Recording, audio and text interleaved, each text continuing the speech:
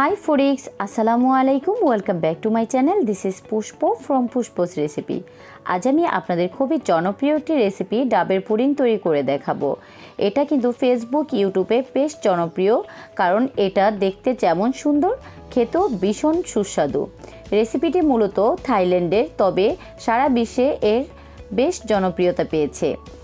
রেসিপিটি আপনাদের খুবই সহজভাবে অল্প সময়ের মধ্যে কিভাবে তৈরি করতে পারবেন ঠিক সেভাবেই তৈরি করে দেখাবো। আশা করি রেসিপিটি সবার ভালো লাগবে।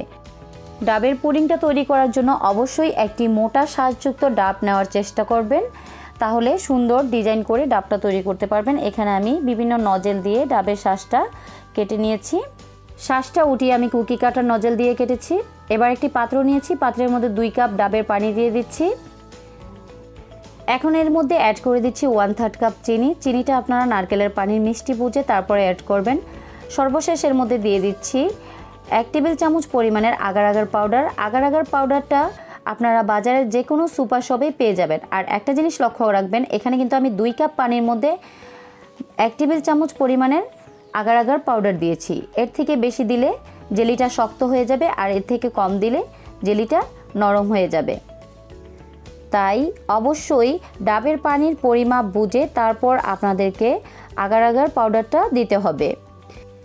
এখন এই মিক্স করা পানিটা আমি চুলায় বসিয়ে বলক আসা পর্যন্ত জাল করে নেব, অনবরত নেড়েচেড়ে। গাইস, আমার চ্যানেলটিকে যারা সাবস্ক্রাইব করেছেন তাদেরকে অসংখ্য ধন্যবাদ। আর এখনও যারা আমার চ্যানেলটিকে সাবস্ক্রাইব করেননি, প্লিজ আমার চ্যানেলটিকে সাবস্ক্রাইব করবেন আর পাশে থাকা বেল আইকন বাজনাটিও বাজিয়ে দিবেন, যাতে করে পরবর্তী সকল আপডেট ভিডিও আপনারা খুব সহজেই পেয়ে যান।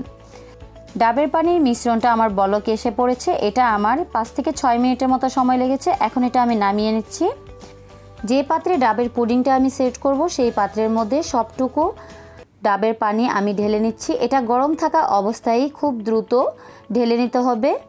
এখন উপর থেকে যেই বাবলসগুলো হয়েছে, সেই বাবলসগুলো আমি চামচের সাহায্যে উঠিয়ে নিচ্ছি।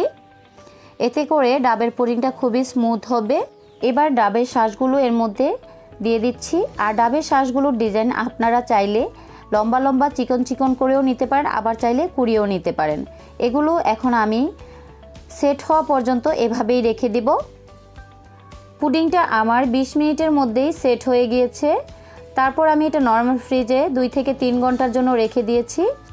এই গরমের সময় যদি আপনারা পুডিংটা ফ্রিজে 2 থেকে 3 ঘন্টার জন্য ঠান্ডা করে তারপরে খান, তাহলে কিন্তু এটা খেতে বেশ ভালো লাগবে।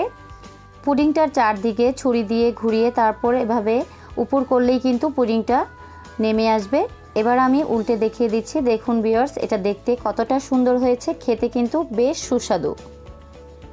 ডাবের পুডিংটা আমি আপনাদের কেটে দেখিয়ে দিচ্ছি যে এটা কতটা স্মুথ এবং সফট হয়েছে, আর এটা কতটা পারফেক্টভাবে হয়েছে। অনেকেই ডাবের পুডিংটা তৈরি করেন শক্ত হয়ে যায়। আমার এই ডাবের পুডিংটা কিন্তু বেশ পারফেক্ট হয়েছে। খুব বেশি শক্তও হয়নি, আবার নরমও হয়নি। এটা একদম পারফেক্ট একটা জেলি ডাবের পুডিং হয়েছে।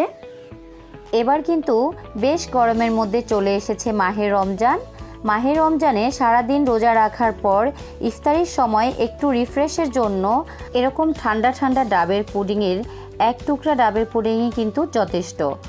আপনি চাইলে আপনার ইফতারের আইটেমে মাঝে মধ্যে এরকম ঠান্ডা ঠান্ডা ডাবের পুডিং রেখে দিতে পারেন। রেসিপিটি যদি ভালো লেগে থাকে তাহলে অবশ্যই একটি লাইক আর শেয়ার করতে ভুলবেন না। আর রেসিপিটি অবশ্যই বাসায় ট্রাই করবেন আর আমাকে কমেন্টসের মাধ্যমে জানিয়ে দিবেন রেসিপিটি কেমন হয়েছে।